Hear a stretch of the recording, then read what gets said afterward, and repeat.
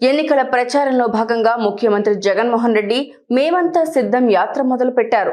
Proddatur town లో జరగబోయే బహిరంగ సభలో సీఎం జగన్ పాల్గొని ప్రసంగించారు. ప్రొద్దుటూరులో ఈ రోజు ఒక మహా సముద్రం కనిపిస్తోంది అంటూ ముఖ్యమంత్రి తన ప్రసంగాన్ని ప్రారంభించారు.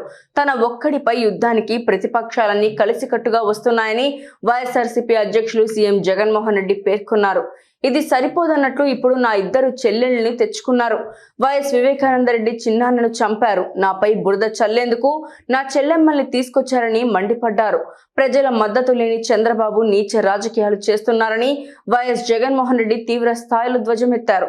మేమంతా సిద్ధం యాత్రలో భాగంగా ప్రొద్దుటూరు బహిరంగ సభలో వైఎస్ జగన్ ప్రసంగించారు.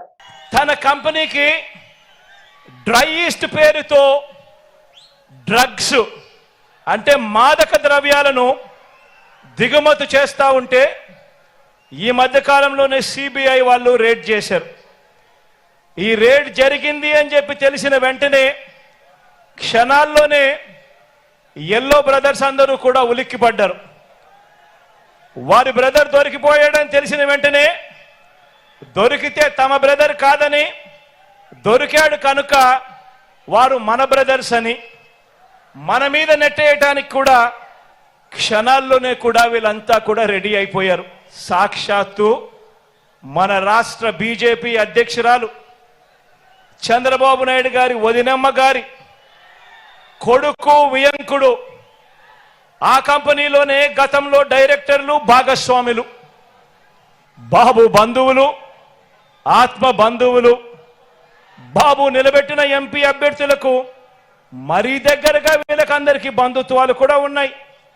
నేరమంటూ జరిగితే అది చేసింది వారు, తోసేది మన మీద.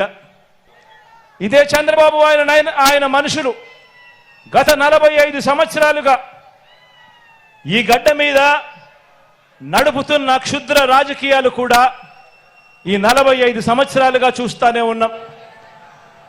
దొరకని వారంతా టీడీపీ వాళ్ళు, దొరికితే మాత్రం వాళ్ళు వెంటనే వైఎస్ఆర్సీపీ వాళ్ళు అవుతారు.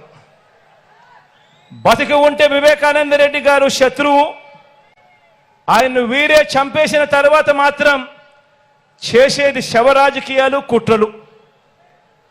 బతికున్న ఎన్టీఆర్ను వీరే చంపేస్తారు వెన్నుపోటు పొడిచి, చనిపోయాక వీళ్ళే ఎన్టీఆర్ శవాన్ని లాక్కుని విగ్రహాలు ఊరూరా పెట్టి దండలు వేసి దండం పెడుతున్నారు. ఒక్కసారి గమనించండి.